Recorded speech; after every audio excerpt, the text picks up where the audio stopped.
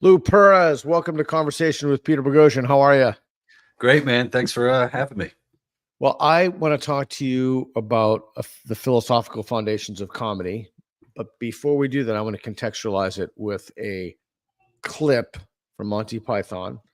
And I have to say, getting to know John Cleese recently has been such an honor. The guy is truly incredible. Reed, play that funny clip. We're not going to play all of it because it's 5 minutes. We're going to play the beginning, and I'll explain the second half of it. This man is Ernest Scribbler, manufacturer of jokes. In a few moments, he will think of the funniest joke in the world, and as a result, he will die laughing.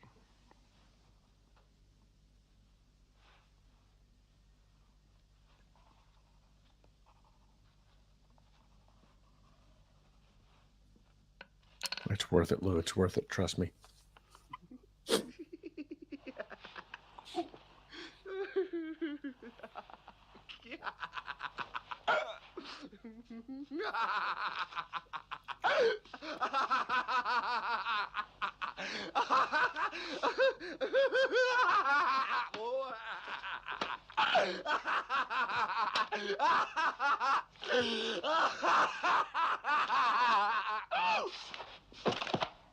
It was obvious the joke was lethal.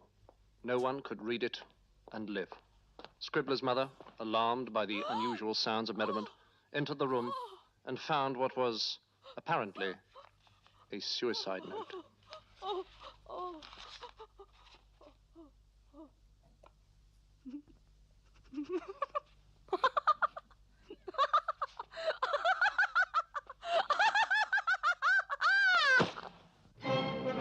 All right, that's good, Reed.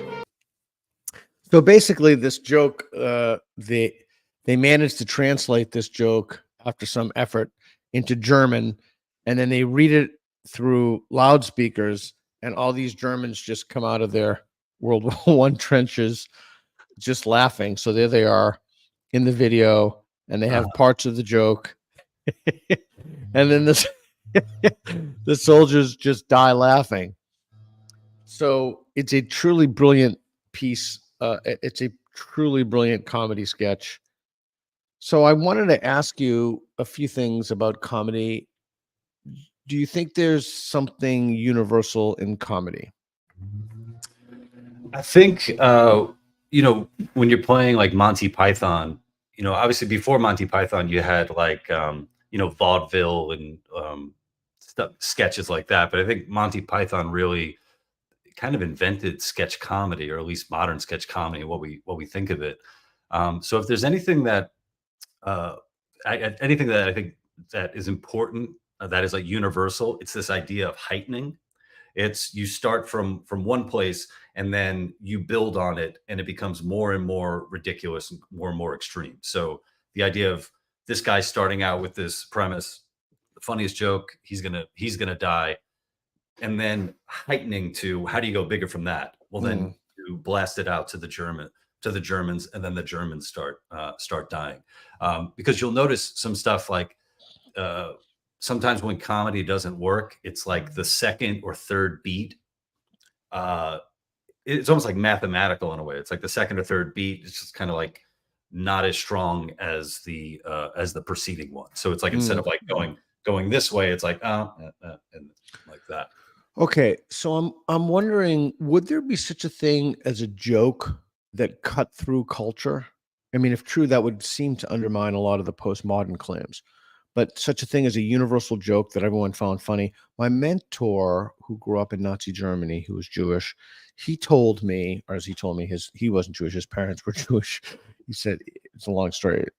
He was a very, very funny guy, but he told me that falling is seen to be cross-culturally funny. Yeah, there's something like I think physical comedy can read. I think I would imagine like someone like say like Buster Keaton would be Tripping. easily easily translatable to other cultures. And what's interesting too is I think probably when you come to like race or like ethnicities, then it's like the equivalent of like telling Polish jokes.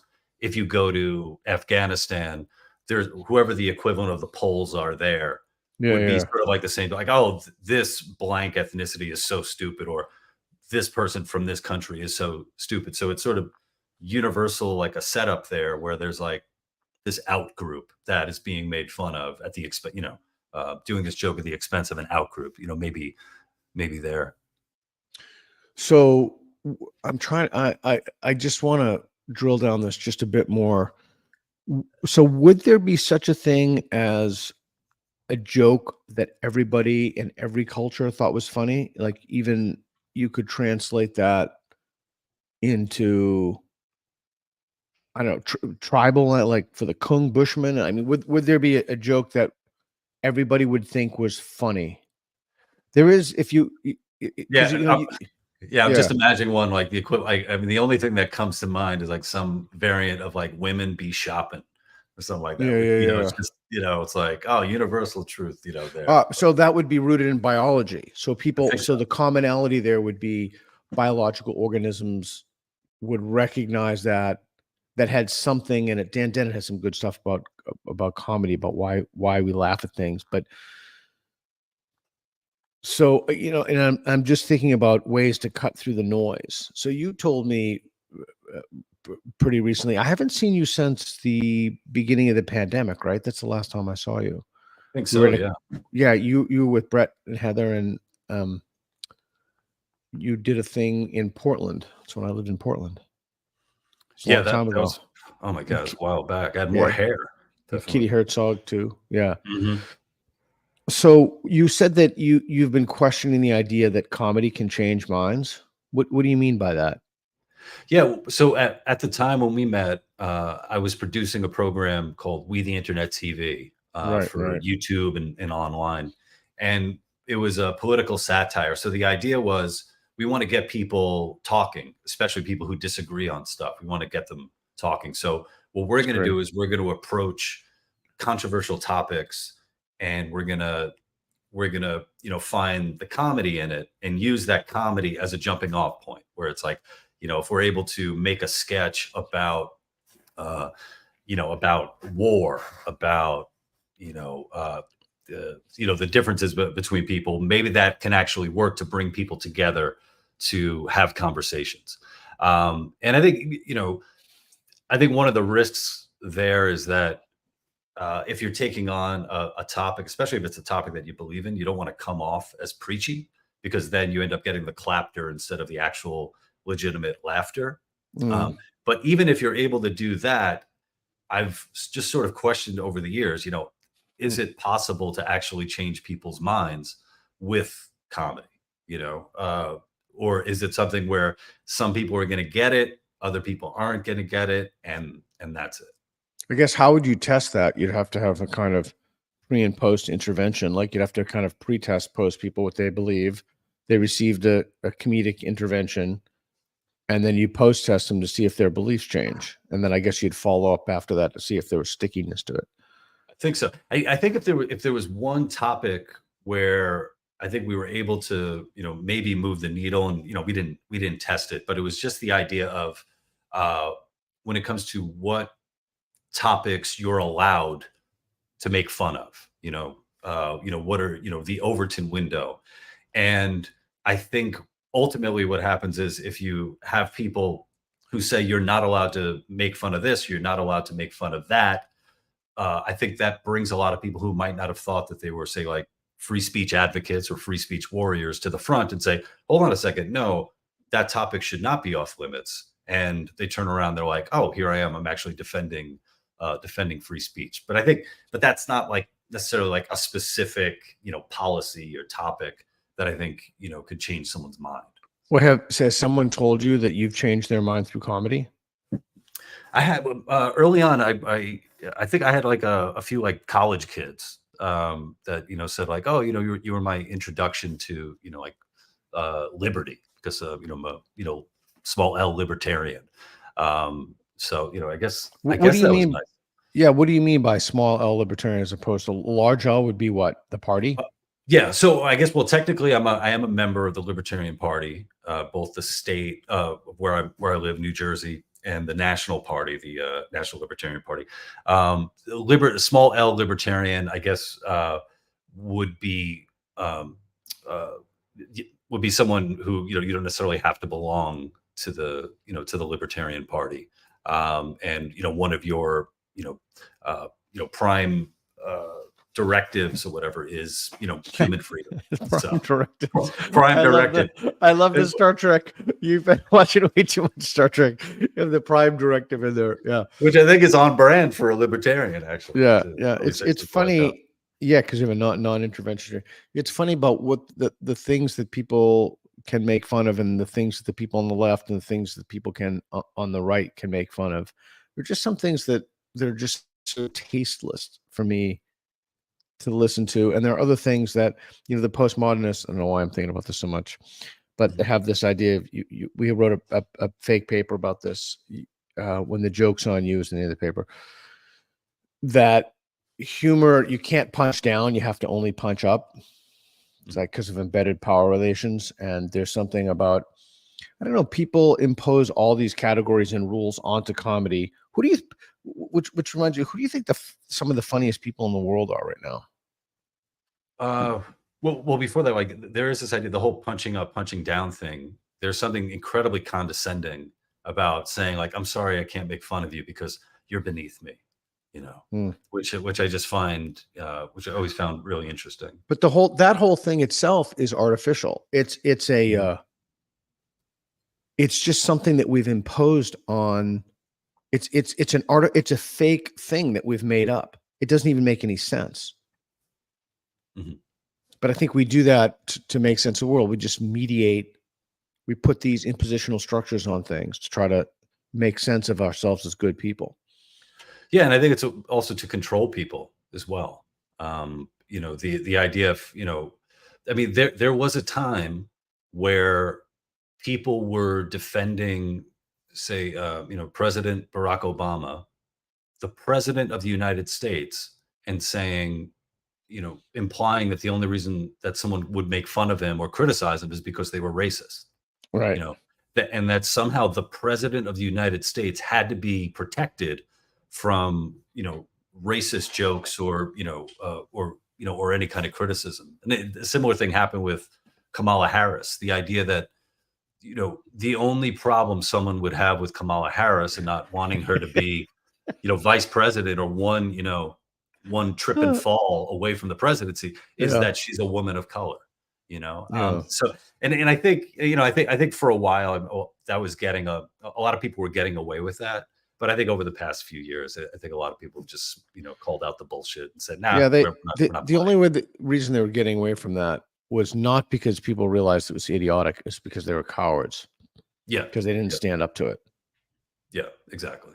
It's a very small number of people who have managed to bully everybody else. So, who are the funniest people in the world? Your opinion? So recently, I would have to say Bill Hader is probably one of the he can't do any wrong in my eyes. The stuff that he makes, absolutely love it. And I was really happy recently to watch John Mulaney.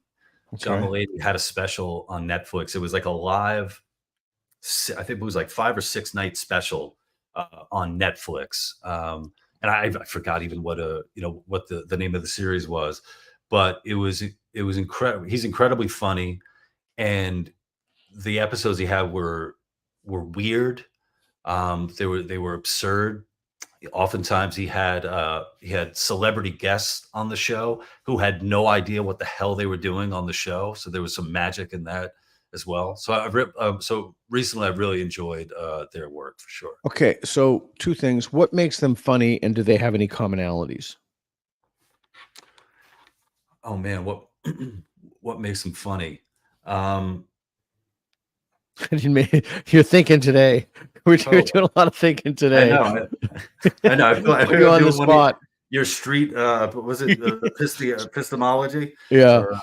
Or, well, I think for me, because I do comedy, and I've been doing it for 20 years. So I always like anytime that I'm surprised by a move that I genuinely did not see something coming. I think that's really joyful. That's something that I really enjoy. Oh, okay. I think with Bill Hader in particular, anyone who's seen the movie, excuse me, his series Barry, I love how committed he is to the role. So it's, him being incredibly committed no matter what is going on. Like it could be, yeah. And I think that's Can important. can someone become funny if they work at it? I think someone can definitely hone their skills to be funny. Um, but I think overall though there is just like something natural about it. I'm one of five boys, and all my brothers are pretty funny, but my one brother Mark in particular, when he's in conversation, especially with a group of people, he comes up with stuff like it's almost like a second or two right before, like it's in my mind and then it's already out of his mouth. Like so he's already there, and Right. he's not doing this for a living. Um, so I think there are people that just have it and they can hone it. But then So I think yeah, what's it? yeah, yeah. No, I think that's a very important point you made. I think that's absolutely correct. I think timing is a key element. I think sharpness, mental acuity. Saying if you waited even 2 seconds after that happened and then he delivered the same joke, it just wouldn't be funny. Yeah, yeah, yeah. Timing is a big thing, and even like recently, I did a show at the Williams Center in Rutherford, New Jersey. They had a what they call the Icarus Festival. So it's uh, like podcasters, and there were panels and stuff, and they had a comedy night on Friday night that Jimmy Dore headlined, Mm. and I got to open, so I got to host, and we had close to like 500 people. It was a great theater show, and I did great. It went so well. My sets Great. went so well. I Awesome. was so friggin' happy. Like everything was on. Anything that happened, I was able to call it out. I was just there perfectly. And then the next night, another event at the same at the same fucking theater. Um, I was not. I was not there. I was Huh. I was I was slow. Huh. I forgot stuff I was going to say. I didn't prepare well enough. And instead of spending 15 or 20 minutes on stage killing, I spent 15 20 minutes bombing. Mm. And same guy, same brain, but two different different atmospheres. And I was looking for the second show where I bombed. I was looking for naturally anything else I could blame it on. Could I blame the air conditioning went out, which sucked. We had a problem with the microphone that sucked. I had a little bit of a cotton mouth. I don't know why I had that, but ultimately, it's like, no, I have to take. I sucked, and I'll try to learn from it and be more on point and in the It's the only moment thing you next can time. do, man. You got That's to all I can forgive do. yourself when Yeah. this happens. You just have to keep going. And you can't let these things deter you. If And you if the more you you do it, and P, I was just going to say, and the more you yeah, do it, the easier it is for you to forgive yourself. Because there were times where, especially starting out earlier, like if you're only going to like say a few mics a week, and you go to that second mic that week and you bomb and it's terrible, you carry that shame with you for so long. Whereas when you keep doing it, and you keep going, you're able to, I think, bounce back a lot more easily. Thankfully. yeah, I think it's the same way with teaching too. If you teach a lot of classes, and then I would always feel terrible if I didn't teach a good class, and then I was thinking, oh, geez, the students are maybe more regularly the students' parents. They didn't get their money's they didn't get their money's worth. So if you took somebody who is just really not funny by whatever objective standard, and you just fed them good jokes, do you think that? And maybe I guess the variable there would be, could they act? Would they get an audience laughing? Uh, I think it depends on a lot of factors. Definitely what the audience is, and also what that delivery is like. Like I would say for advice, to anybody who's looking to try comedy for the first time, I would say, for one, you just have to do it. You have to bite the bullet and like try to get Yeah. up wherever you can, if it's at an open mic or whatnot. And I would say just doing something as simple as coming up with like one-liners. Like if you can come up with 5 one-liners, like setup, punchline, and where it's, it's kind of, nothing too fancy, you're not going wild. Sort of like use that as a springboard. So even if you get up there and you're only up there for a minute, but you're able to get out these, 5 jokes, these proto jokes or whatever you want to call them. I think that can help people get over the hump. And I would say either doing that or having a kind of like a simple story that you want to tell that has like a beginning, middle, and end. And figuring that out, before getting up on stage can help you, even if you're not necessarily the funniest person. Yeah, and I'd add to that, not that I know anything about comedy, but if it wasn't recorded, it would be easier because there'd be no record of it. So there'd be less to lose. Yeah, 100%. It took me a long time even to start doing like podcasts, because I was like, here I am for most of my career. I've been all about, honing stuff and cutting and, editing, and especially when you're doing like sketch comedy, ultimately whatever happens in the editing room, that's what goes out. And then here, I am hosting, podcasts or being on podcasts where the amount of ums and, I'm probably upsetting a lot of your freaking, your fans right now, like, shut this guy up. No, I don't care. That, cool. That, and then also just, stupid takes. But yeah, I think being willing to put yourself out there and fail is a huge part of comedy. And I do wonder how many people are reluctant to even give it a shot on the off chance, like, oh, I don't want this getting out. If I say something, if I say the wrong thing or I'm not happy with it, Yeah, I mean, it's interesting. There's a friend of mine who moves at high level, actually a bunch of them, and in the comedy spaces. And I was asking them, actually, I don't think one mind me saying so, but Brian Callen was one. And I said, do people expect you to be funny all the time? Like when you go out to dinner, so what's been your experience of that? Do people just expect you to be funny? Well, since I live like in the suburbs and my wife is very friendly, I end up meeting a lot of couples, and they all want to know, like, oh, obviously, hey, what do you do? What do you do for a living? And my wife has to, tell them, like, well, he's a comedian, and they never think that I'm a comedian because I'm usually pretty quiet. I enjoy listening a lot more to people, especially, quote unquote, regular people, because I get so much out performing, whether it's, I'm on stage in front of a camera or even the, messing around on Twitter. I get my ideas out in so many different ways where I don't have that personal need to be on all the time.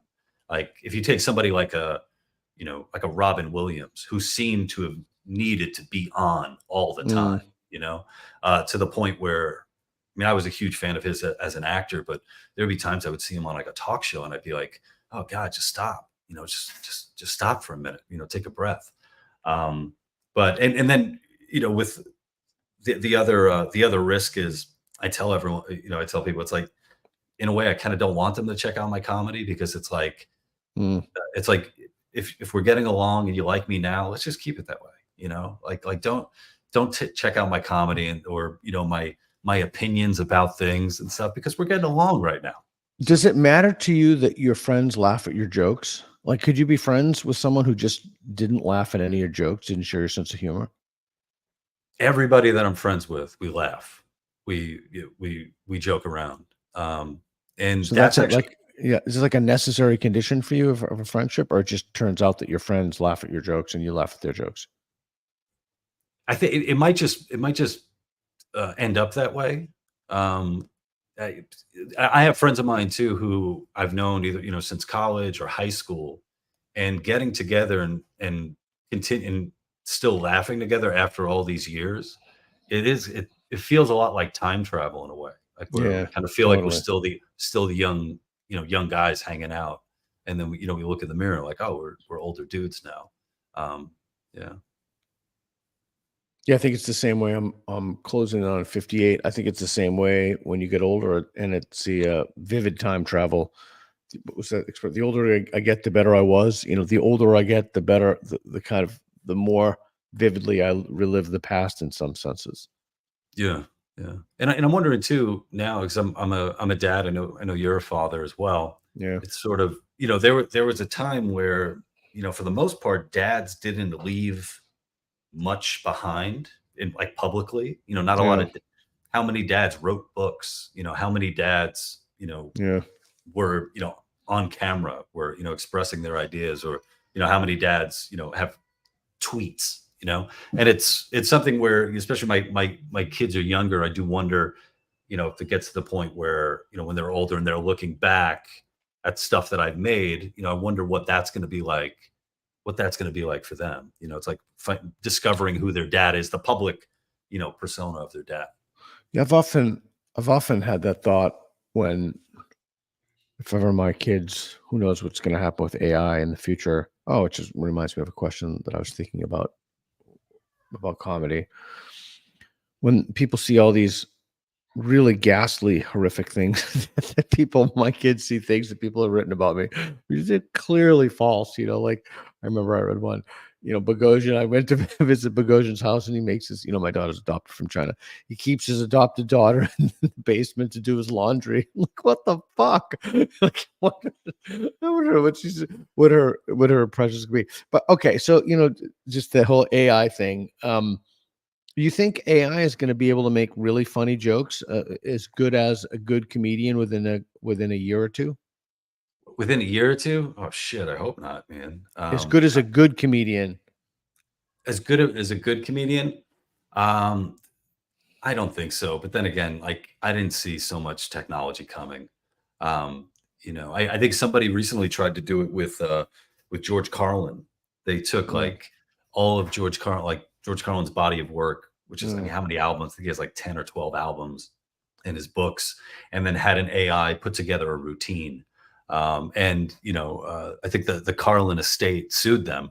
I don't know how much they got out of those computer dorks, but yeah, I mean, I do, I do wonder, there's a with comedy, I think there's just like a natural, I don't know, a human connection, a need there. I wonder if it's sort of like a similar way with, like, I don't know, real dolls, where it's sort of I wonder, I would imagine, yeah, I wonder if if a real doll is might be actually more enjoyable than like a real comedian, in a way.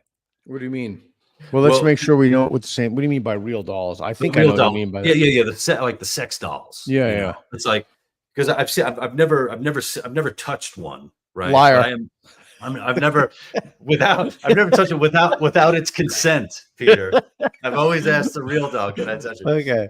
But I don't know how real it feels, Yeah. where I think with, with sex, you're dealing with, like physical touch. How do things feel? How do things smell and all that? That I wonder if that's easier to create, to replicate than a comedian. I don't know. Yeah, I don't know. I wonder. I'm just trying to protect myself, trying to save my job. Maybe it's like, no, guys, go fuck a real doll. But yeah, I think everybody's trying to save their jobs from this. I've like yourself. I think, was it Bill Gates in The Road Ahead? People underestimate where we'll be in. I think he said this. I think you wrote this, if memory serves me correctly. They consistently underestimate where we'll be in 10 and overestimate where we'll be in 2. Maybe he flipped those around, but okay, cool. So I have veering off from the comedy the thing for a moment. You had asked me right before we started something about self-defense, which I thought was interesting. Yeah, so I know. So you and I, we have a mutual friend, Matt Thornton, who we've been friends with for a very long time. Yeah, Matt's one of my best friends. How do you know Matt? I didn't know Matt. I met Matt at the same show in Portland, and I recognized him because I used to be, I used to be a big fan of like Sam Harris, the New Atheists, and I remember he and Matt had done some stuff together, and I was training Brazilian Jiu-Jitsu at the time, so those worlds, sort of mixed, and Matt's been such a great guy, and I've had him on my my podcast and stuff too. And so I saw that you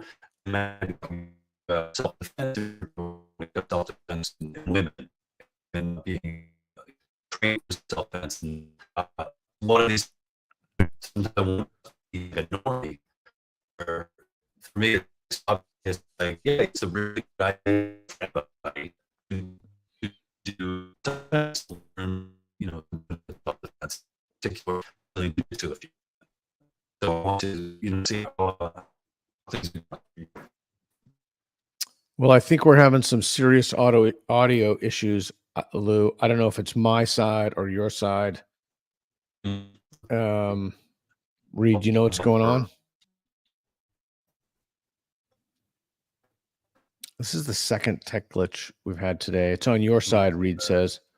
So, Lou, we're having some serious audio issues on your side. We had some serious. I was doing a Chat GPT debate today, and it glitched out. Did we lose Lou? We might have lost Lou. Lou, can you refresh?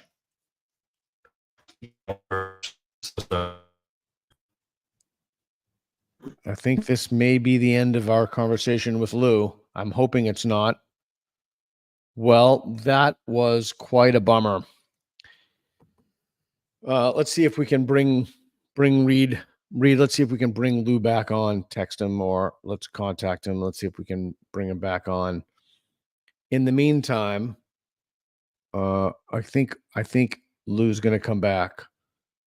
I never tell anyone that I'm a comedian because then everyone will expect me to be. It's actually funny. Then everyone will expect me to be a great lover.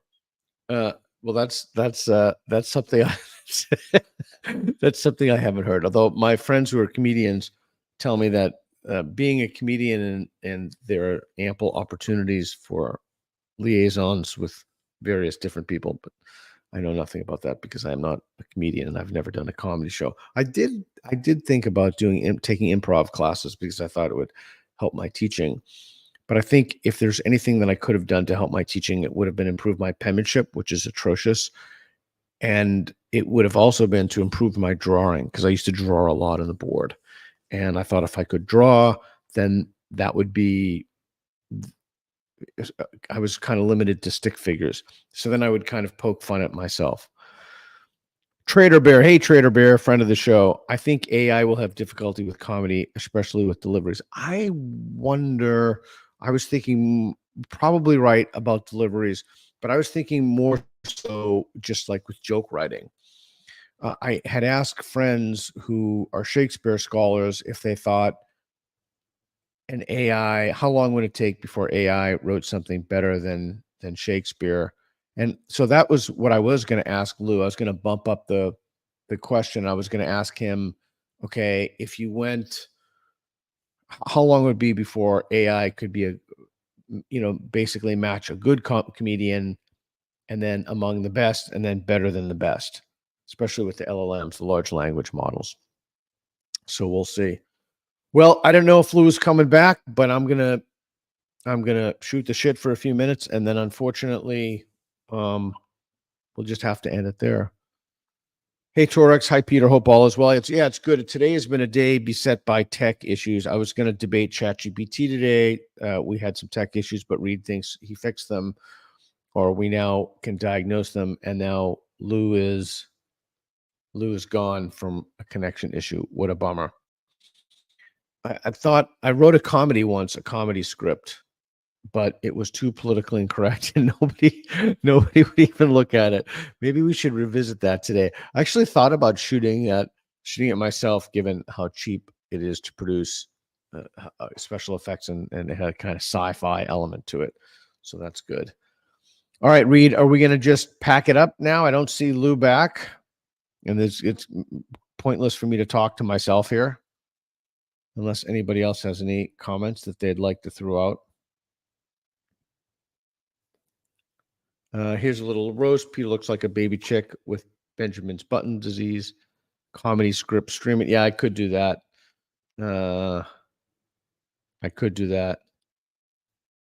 Yeah, I don't know if anybody would want to read my comedy script. I wrote a couple of science fiction screenplays too. I don't think anybody would want to read those. There's be no point to it. All right. Well, everybody, I'm really sorry that didn't work out with Lou today. I have no idea what's up with his connection. So I'd like to thank everybody for coming today. Hey, Reed, can we just take some questions for a few minutes or no? Are we set up to take some questions? Let's see. Hey, why don't we just take some questions and see if Lou comes back? I don't know if he will or not, but if you have any questions, let's do it. Okay, let's see. Trader Bears, Albert was talking about his unnecessary suffering. Yeah, the whole common equals orange man bad. I'm kind of over that as well. Oh my God, you're back. Yeah, am I? Shit, I'm so sorry. What happened? What happened? I don't know. I think a deer or something, or I don't know. All right, it doesn't matter. So you were talking about Matt Thornton. Let's pick it up. That's right. I was talking shit about Matt Thornton, saying I want to fight that guy. All right, let's go, Matt. No. Can you imagine that mistake? Can you imagine making the biggest mistake of your life? Yeah, Matt's. You know. There we go. Yeah, he gets on top of you, and I haven't rolled with Matt in a while. He get on top of you. It's just a horror show. And then he'll do that thing where he puts his fists in your throat. I don't know if he's done that to you. And then he'll say to you, "Don't tap from that." Like, what the fuck are you talking about? Don't tap from that. It's just like, that's the most, like, what? Yeah, I'm very fortunate. I've never rolled with Matt, but one day it would be an honor, Matt. But yeah. So I was a fan of his for a while. And I was just in LA with Reed and I were doing some video, and I was rolling with this guy Eric. This guy, I think he's one of Chris Howder's black belts.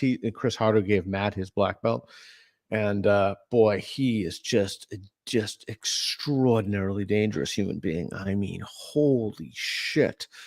And I love, in my downtime, I watch Gordon Ryan videos where he wrestles various world champions, and he's just so relaxed. Like, I'm always struck by, he's just given these really super high level guys. For those of you who don't know, Gordon Ryan is the GOAT. He's the greatest of all time, no gi. Although I've seen him do jiu-jitsu in a gi, and it's extraordinary, but his no gi is extraordinary. It's beyond extraordinary. But just watching how relaxed he is. Anyway, so go ahead. So you were saying. Yeah. So I know that you and Matt have had discussions, and one of the ones that I was following was on Twitter. I think it was in regards to you basically saying what I think is a pretty normal thing, which is that people should learn self-defense, and in particular women. Like, you should learn self-defense because there's a lot of scumbags out there, and it's a good idea to learn how to protect yourself from it. And what I found was, what was amazing was so many of the responses thought that they were owning you by owning up to that that they're completely defenseless. Like, oh yeah, tough guy. Well, I am so easy to kill, and there's nothing I'm gonna do about it. And it was really weird to see that, especially where I think so much that I've seen has been about empowerment, and how better to empower somebody than to give them the tools to defend themselves. Yeah, what an idiotic thing and the way that Matt handled that on X or Twitter or whatever you call it. The way that Matt handled that was just extraordinary. I mean, so patient, and there was an intentional mischaracterization of his position. But basically, look, if you don't want to learn to defend yourself, and that's fine. I think that's the stupid, truly the most idiotic thing to argue about. What I always am fascinated about, and I just asked Reed about this when we went to this barbecue place yesterday.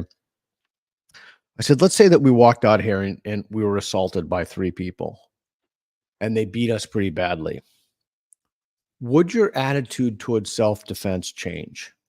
Would you think that it would be more or less important for you to carry a pepper spray or get a concealed carry? Or, although that doesn't really apply to him in that circumstance because it's out of state from where we are now, but where he lives, so he couldn't really do that. And he said, "Yeah, I'd probably study jiu-jitsu more. I'd probably study, basically a combat sport." And I find that to be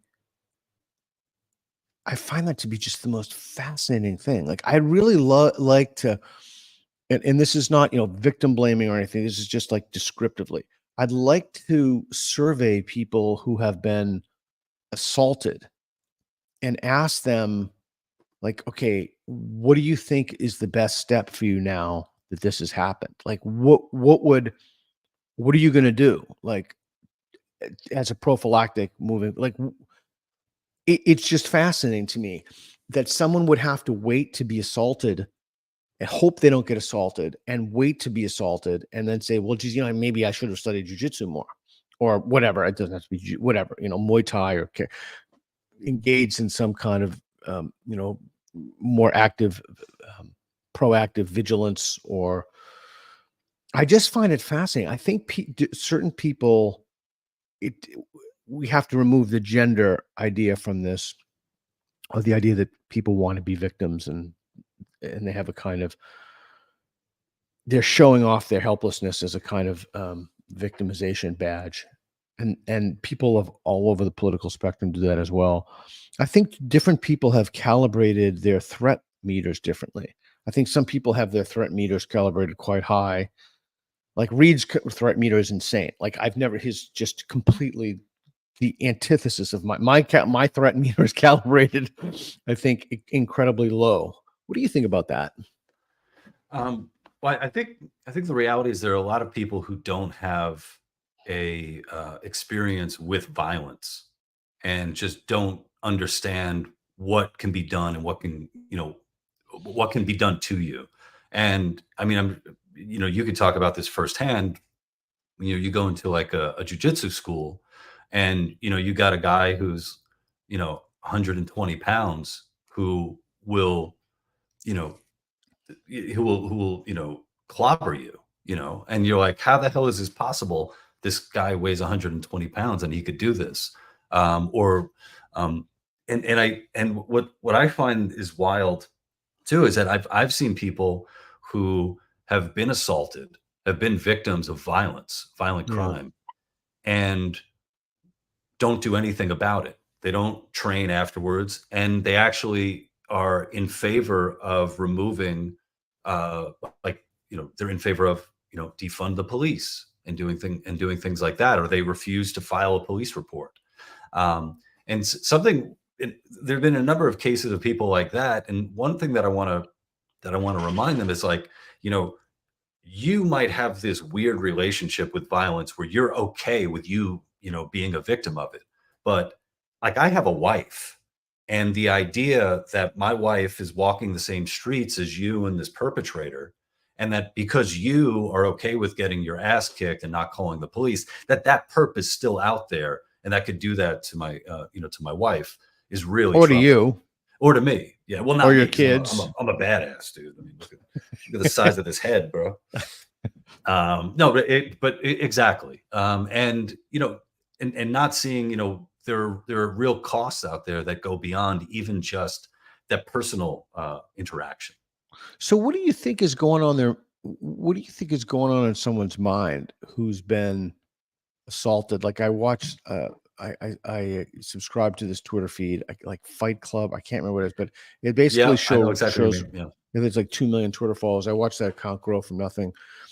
And I think to myself, like, wow, I really wonder what these people, like, if you just ask them, okay, what are you going to do moving forward? I really would love to get to read those exit interviews. Well, not exiting, but those post assault interviews, to see what they say and to see if there are any commonalities among the type of people. Because I just cannot be passive to the world like that. That's just simply not who I am, to just cross my fingers and hope I'm not assaulted. That way of thinking, I can't even fathom it. Yeah. Well, when I spoke with Matt on my podcast, one of the things that we talked about was just the reality of age, and how, when you're older, especially, if you're an older guy, you start to see the world differently. You start to avoid riskier behavior, Right. riskier situations. You see, we all hope that you see trouble forming, and that, okay, I need to get the hell out of here. So you have a lot of like those fights that you see on those channels. Sometimes, of course, there are, just cheap shots that, like knockout game stuff that is, just horrific. But then there are other ones where it's like, you have willing participants getting into these scuffles, and neither of them know how to fight, which to me That's is just insane to me. it's like I wouldn't I wouldn't I wouldn't go and try to play tackle football without never having caught a ball or tackle somebody. Yeah. So the idea of people going into that, it's almost like I don't know if it's like kind of like a cartoon world where they've seen what a fight looks like and imagine that somehow they could recreate that or come out clean on the other Yeah. side. So I had this idea, maybe this is crazy talk, but it's in Coet, so I'll just throw it out there.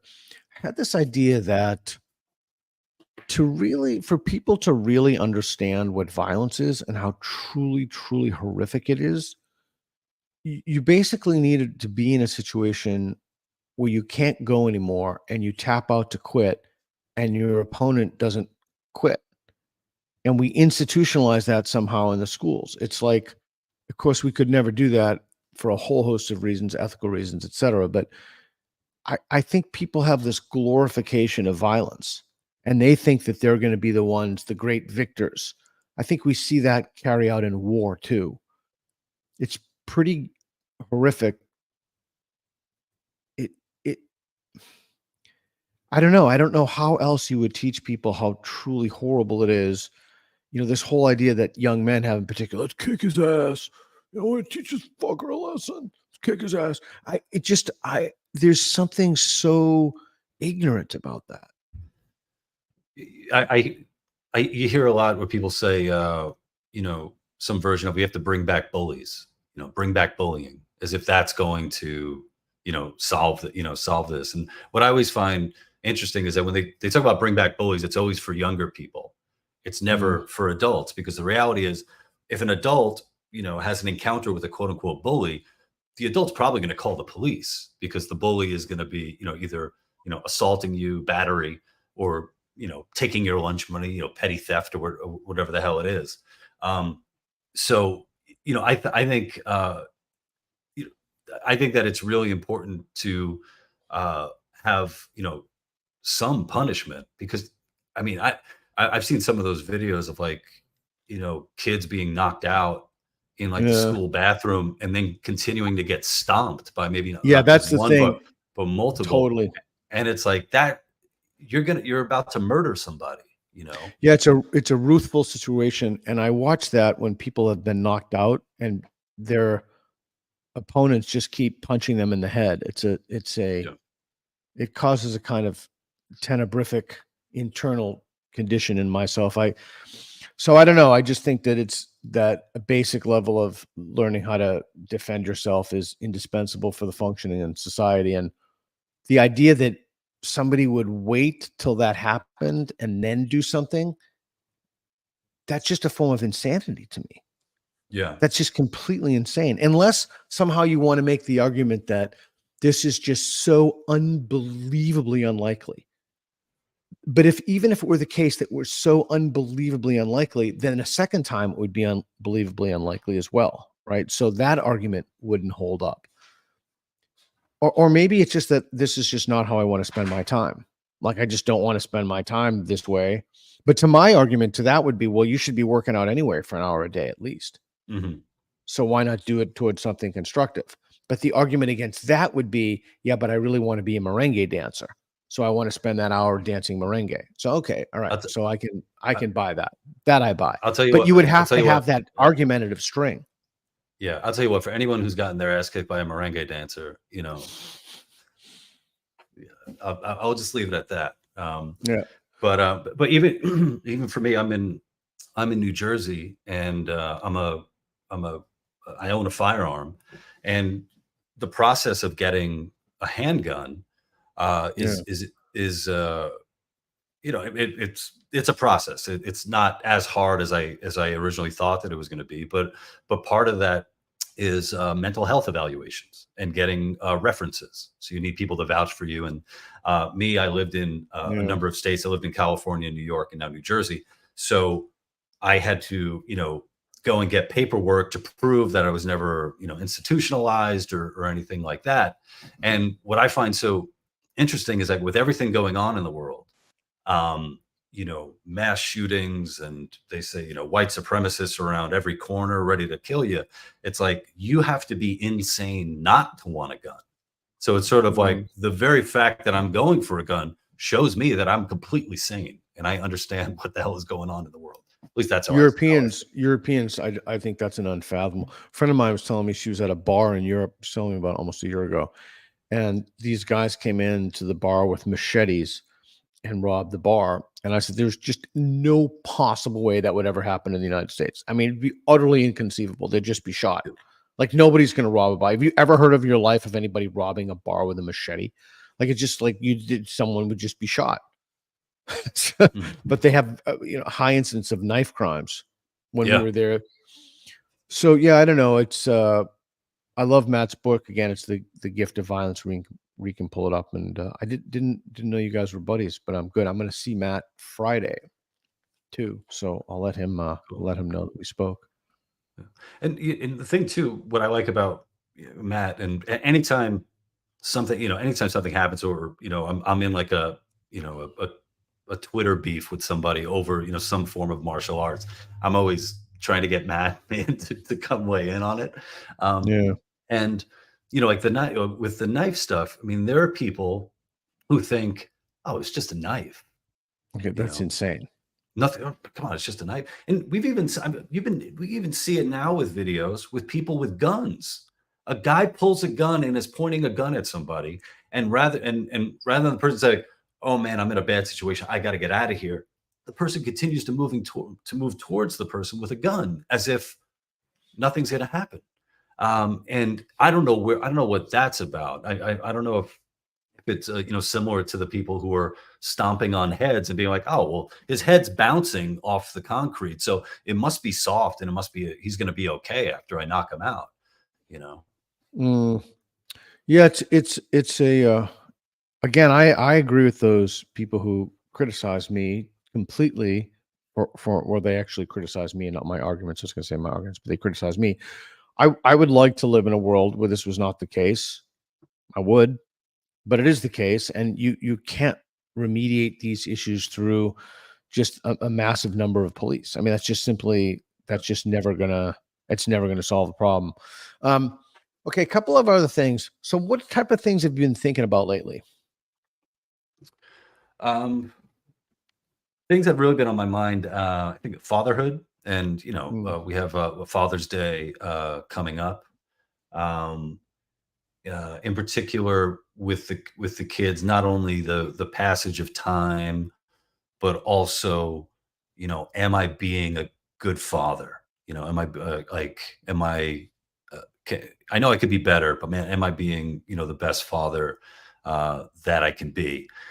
So that's some stuff that's been on my mind. Like, when it comes to like disciplining my kids,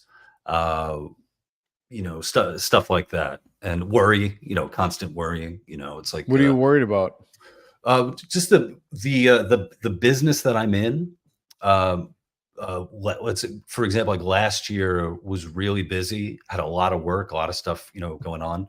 And then this year there were a couple of projects that I was really excited for that just fell through. And, and so, having that, my career choice with having the responsibility of being a dad, it's like, man, did I fuck up? Did I fuck up by being such a funny guy? Are you homeschooling? Not yet. My youngest is in a really great private preschool, a few days a week, like half days. We've talked about homeschooling, and I know a lot of people do like the pods now and stuff like that. So it's something we haven't ruled out. But and how old are your kids? 4 and 2 and like 8 months, almost a 3-year-old too. What do I think? Do you want my solicited parental advice? Is that Yeah, I'm more than happy to give it to you if you want. Do it. So, I many years ago I read Viktor Frankl's Man's Search for Meaning. I actually asked my mentor about that book. He said, bullshit. But there was something that was very profound in that book to me that contained life parenting lessons. And that was, he's in the line, wealthy guy, amazing wife, family, home, had it all. And there's a Nazi there. What's that movie, Sophie's Choice, where he's pointing, death or work to death or what have you. And it just occurred to him that what he had was what he has in his back, which is, rags, which is basically nothing. And to me, that was a very profound way to think about raising your children. What are your, I'm going to take it off of you and off of me. What would one have if one were in that line? Okay, well, they'd have, my mentor, the only thing that saved his life is that they had a tailor, and the Nazis asked, they needed people to sew the Stars of David on the camp uniform. He was an intern in Buchenwald, and he said he could do it, and he couldn't really do it, but he could do it enough so that they didn't murder him. But what do you really have when you're in that line? Well, he had tailoring knowledge, which is always good. So you have the languages that you speak, right? So I put my kids in immersion program when they were 3, and they both speak other languages now. So I would recommend an immersion program. The other thing is, what do you have? Is that you have your ability to defend yourself. How knowledgeable are you about self-defense? So if you are in a fantastical situation like that, maybe you could kung fu your way out of it. So you have that.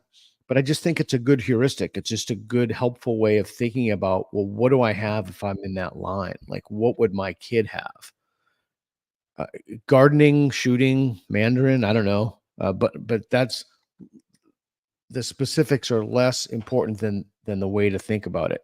And I think as a minimum, language, another language, at least one, and then a form of self-defense would be another. And then you never know what could save your life, like in that case, tailoring. Mm-hmm. I'll tell you what, I mean, if I could bring my kids up to be tailors, and they could take care of dad's, clothes, because I need some help, that would be pretty good. Yeah, I don't know if that would be a full-time avocation, but I think certainly, the other thing is you could go for a kind of melange of different skills, but I do think that's helpful. I also think as a parent, just patience is really important. I think that I could have done better in that area as well. Actually, the nicest compliment I've ever been paid in my life was, I asked my son a little while ago, he said he wanted to have kids. And I said, well, what would you change about your upbringing? What would you change from the way you brought your kids up to the way that you were brought up? He said, nothing. It was the nicest compliment I've ever been paid. I was pretty harsh with him at dinner, not in terms of, spewing vitriol or anything, but I was harsh Socratic with him. I was really intellectually merciless with him for a long time, but I think it paid off. I think he doesn't take arguments personally. I think he's pretty nimble intellectually. My daughter, I was less brutal with her, less merciless in my questioning of her. It wasn't a gender thing. Is this the dry cleaner in the basement? The dry cleaner, yeah. That's why would I need to do that if she's doing all my laundry? Yeah. It's like, honey, you got the stain out. You're good. You could eat tonight. Yeah, I know. It's just saying, people like, okay, I tell you what, you go and adopt a disabled girl from an orphanage of a different race, and then we'll have that conversation. Like all these people who criticize you, like, are you doing it? Are you adopting? No, you're not doing it. Okay, well then, fuck you. Yeah. It's just verbal behavior on your part. Yeah. So, but you got to forgive yourself too. You just got to forgive yourself if you make a mistake. Just fuck it. Shit happens. You make mistakes.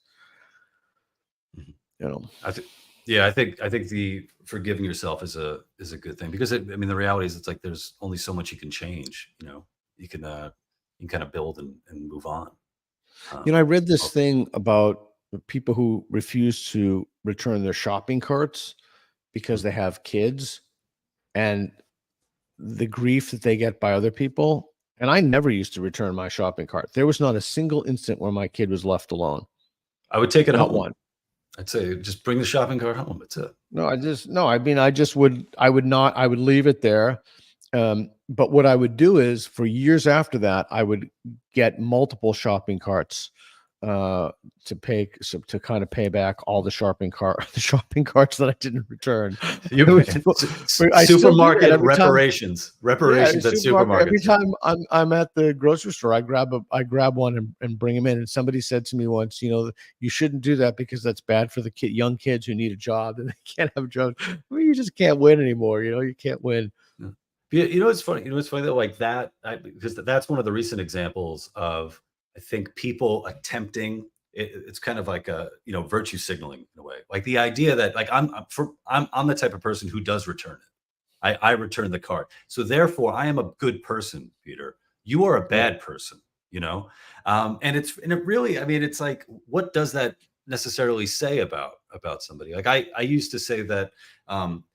There are the people who see an escalator and look at it as a way to get up, to get to the next floor faster. So they go on the escalator, but they're walking. And then there are others who are like, I don't care. I'm just gonna sit here. And it's like, well, what does that necessarily say about the person or the day that you found them? It could be someone who's completely exhausted, who's, just needs a break for that 15 seconds of that escalator ride, or, somebody who would normally, hey, if they didn't have the kids, they would return the shopping cart, but they have kids and they're, worried about them, Yeah. It's interesting. I don't think it says anything, but I wonder if it's a wide enough elevator, if people stand to the left instead of standing to the right to let people pass on the left. I think that might say something.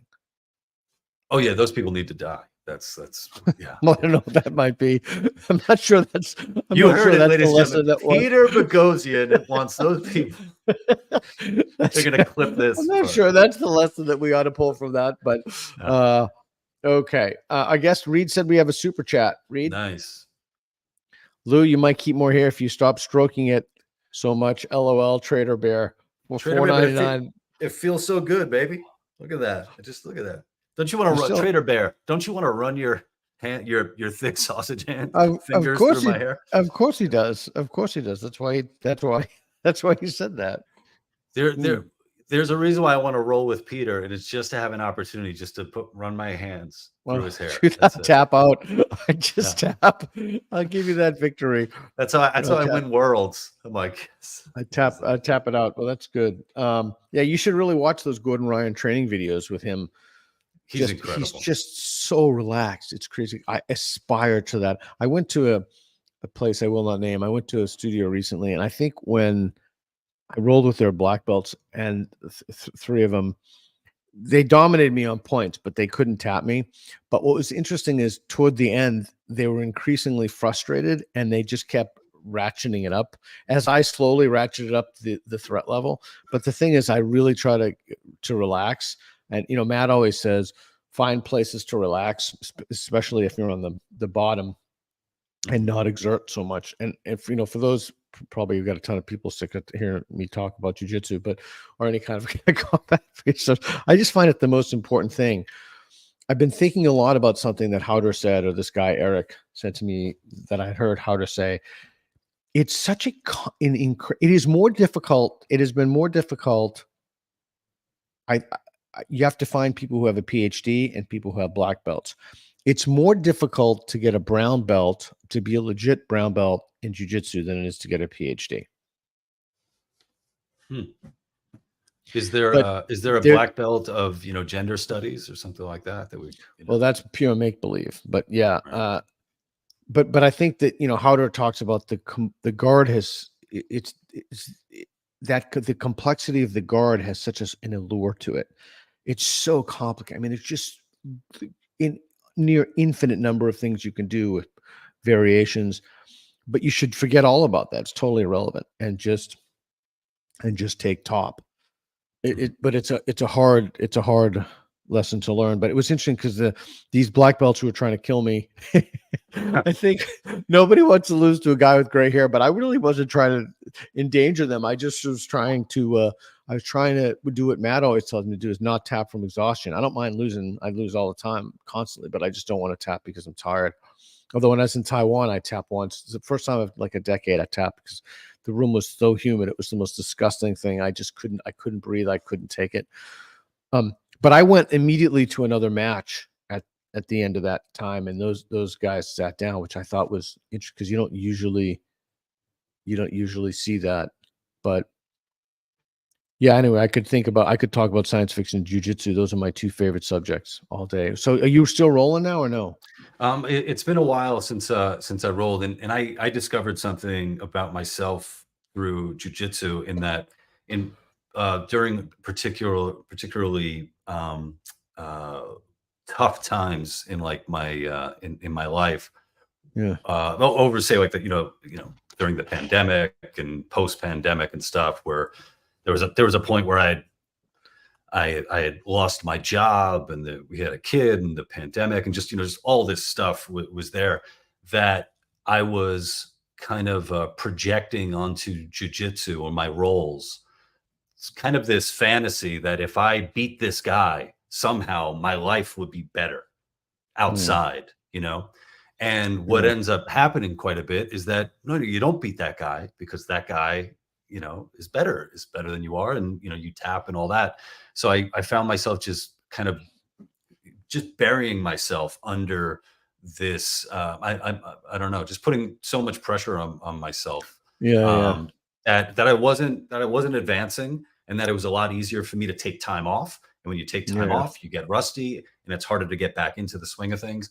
It's always back to. Yeah, it really is always about you. And I remember I called Matt once because I was in Hungary, and this monster of a blue belt got me. He kept getting me, and I was just so bummed about it. I just couldn't take it. And he's like, "You just have to keep going." And it was just the best advice ever. You have to keep going. The other thing he told me that took me a long time to figure this out, but it's just the most true thing. All you really need to do is watch somebody, like really, really look at somebody when they roll, and you can tell their personality. It's just, it's an unerring, people manifest their personality like that. And I found that to be incredibly true. It really is a kind of, I also think it cultivates a kind of disposition in people that you're just willing to place yourself in these positions where you get submitted constantly. The thing that I've liked recently, I like when I go to a place, so many times that they kind of quote unquote close the wall. So if you hit against the wall, you stop. But when you roll with Howder, to mention him again, in his gym, if you roll against the wall, if you don't like rolling against the wall, then don't get against the wall. And he'll just put you up against that wall, and he'll just beat the shit out of you. And it was just a fascinating thing. And I'm always trying to ask people to just, start, like I got that from Gordon Ryan, an interview that he did. He's like, if you want to work Mount Bottom, you should just start in Mount Bottom. I was telling Reed yesterday, we were at the gym, and I was telling Reed, I saw these like guys who are clearly on drugs. And like whenever I see like these huge guys, the first thing I think was, God, I'd love to put them on top of me and see if I could escape. I'd love to just have them rain punches down on my head. Of course, they'd have to be light punches. Because I like my brain. Open palm. But I just find that to be the most, Matt calls that jits with hits. We do that. I just find that to be the most humbling thing and the most interesting thing. And all it takes is a couple of those punches to the head, and that's pretty much all it takes. Anyway, I could talk about jiu-jitsu all day. So I was going to say, too, with jiu-jitsu, like Matt is a big guy. I think Matt's like 6'7", so, for much of Matt's life, he's an intimidating presence, really great guy, but he's a big dude, intimidating. And when I was younger, like in my 20s, when I used to lift a lot more weights, I was probably closer to like 190, 195. A more muscular guy is a little bit more intimidating. Me now, I'm down to like 165, and my head is humongous. So when I'm walking on the street, there's like a skinny dude with this big head.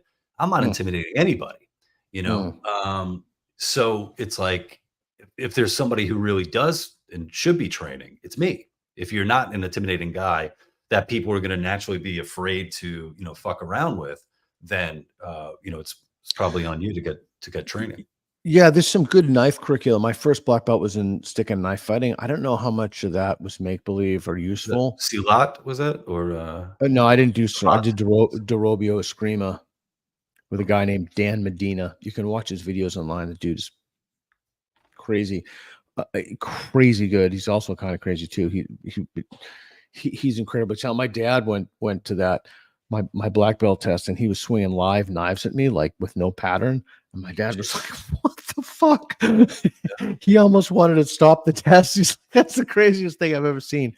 And it was I would never do such a thing like that. Sometimes I run into guys at gym stick fighting, and I watch, and they say, "Do you want to do that?" And I'm so tempted to go in there, but I'm just not fast enough anymore, and I just don't want to take those.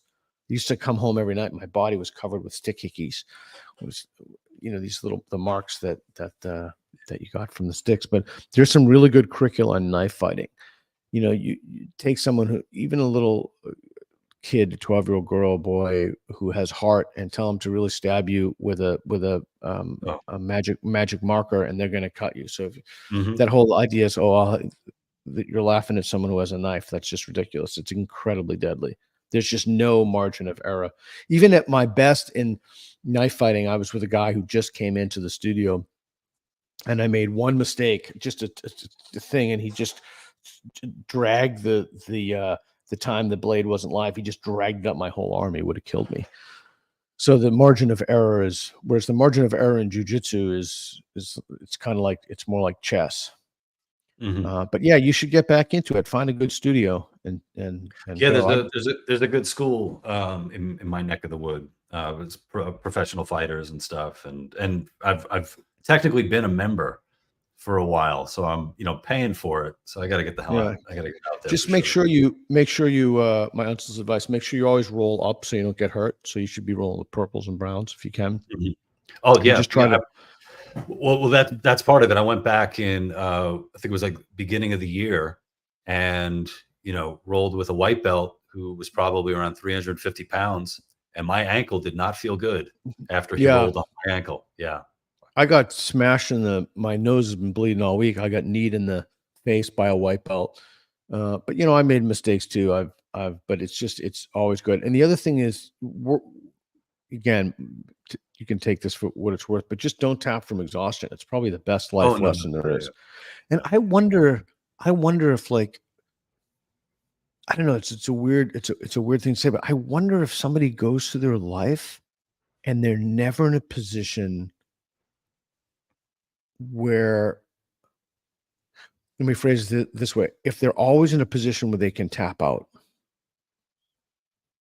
I wonder how they'll develop as a person. Because most people in their lives, they can just tap out for anything. They can just stop. You're on the treadmill, you don't want to do it, you don't want to go to the gym, you don't want to finish your dissertation. So there are far more, I can't remember the statistic, I'll ask what it is now, but ABDs, all but dissertations, people they just tap out. But there's something about cultivating a disposition of not tapping out. And sometimes, like, I roll against these guys, these MMA guys. Holy, these guys are a different breed. Oh, those guys are the fucking worst. They're not nice to you at all. Dude, I'll get these guys in something, and they just won't tap, and I don't want to break their arm or whatever. And I don't know. I mean, these guys they're just like, some of these guys are more. And I've been with these guys. Reed and I were in Dallas, and I trained with these guys. These guys were so good. So this guy said to me, this guy is going to tap you out 10 times in 4 minutes. I'm like, no, he's not. I mean, he's probably going to, of course he's going to tap me up. He's 10 times in 4 minutes.